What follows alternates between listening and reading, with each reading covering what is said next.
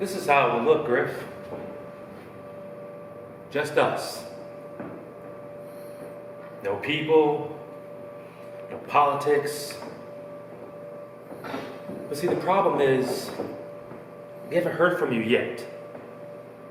See, the 28th is right around the corner. And yet, still no response. But I probably know why. You see, Uncle Bill probably told you not to say anything to us. Which is fine. He's trying to protect his investment. Let me tell you a quick story. See, at the last show, I had what was some would call a revelation.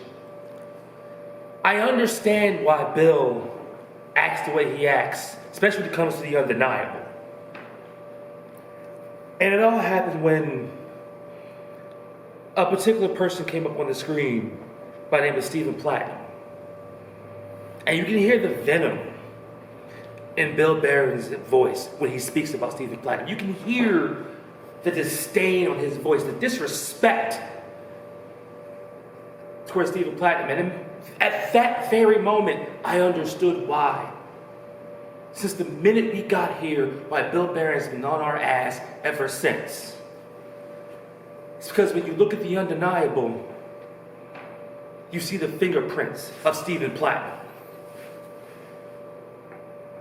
Griff Garrison, Bill Barron's put that title in your hands. He handed you a brand new championship as if you earned it. 10 years ago, I became the first PCW champion. The only difference is Stephen Platinum didn't put a championship in my hand. I earned it! I didn't need his confirmation. I didn't need his approval. I came out in this ring and I bust my ass and I won that championship and I held it for 13 months.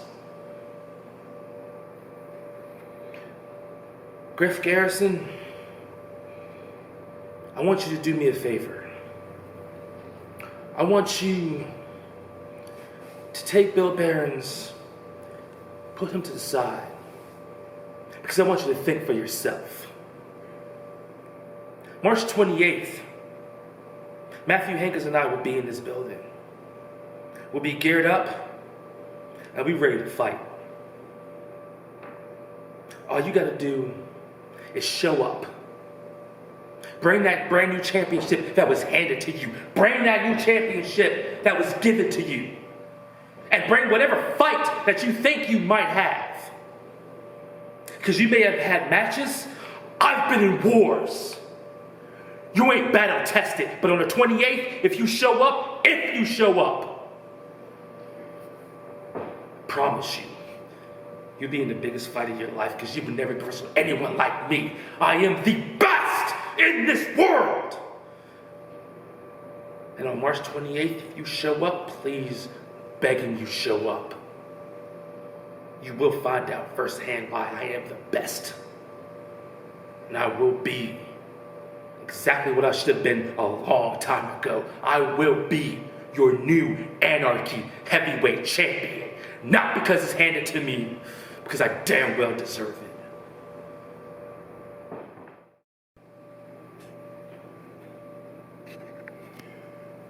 it. Man, I am usually crystal clear up here. But here recently, it's like I've been stuck between stations, man. Just static in my brain, and that's not something I'm used to. So I just had to sit down and I had to figure out what was going on. Why is it that Griff Garrison makes me so damn mad? And it finally crystallized for me. You see, it's because Griff Garrison is not good enough to be the Anarchy heavyweight champion, and Shane Marks is too good not to be the Anarchy heavyweight champion. And Griff, it has nothing to do with in-ring ability, because I've seen what you can do in the ring. You have ability, Griff. What I'm worried about is reliability, because I've stood in front of you Many times now, Griffin, I've looked in your eyes and I've seen the thing that I didn't want to see. I saw it right there under those golden locks, Griff. I saw it plain as day. You are just a boy playing wrestling. You are a boy that fell in love with something you saw on the television and you thought it would be cool to give it a shot.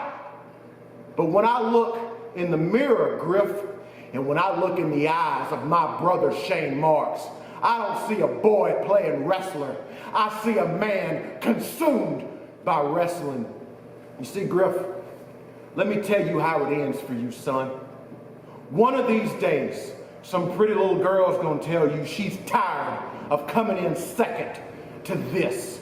And you'll cut off them blonde locks and you'll take a job wherever her damn daddy tells you to. And that'll be the end of Griff Garrison and wrestling. Or maybe it's not some pretty little girl that's in your direct messages right now, Griff. Maybe it's when you find out that dream Uncle Bill's been selling you is just smoke. Well, let me let you in on a secret. Shane Marks and I, we ain't dreaming anymore. We are waking up. And we know that the dream ain't for us. The dream ain't made for us. Nobody wants us as a part of the fantasy. We're the men that have to scratch and have to claw and kick and beg to get a spot. Well, we got one now. And they didn't want to give it to us, but we took it.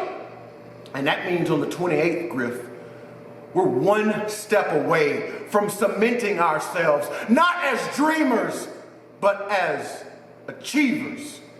Because Griff, this is the most important thing to us. Can you say that?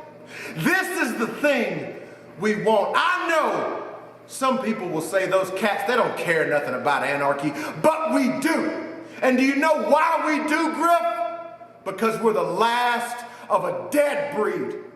We are the last us around. There's something about this building that draws men like us here, Griff.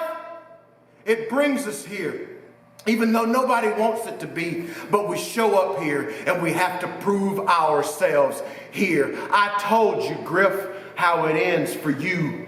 Let me let you in on a secret on how it ends for us. And it ain't pretty, Griff. It ain't pretty because our lives ain't been pretty. Don't think because we care about this place that makes us good men. We are not good men. We are great at wrestling, though.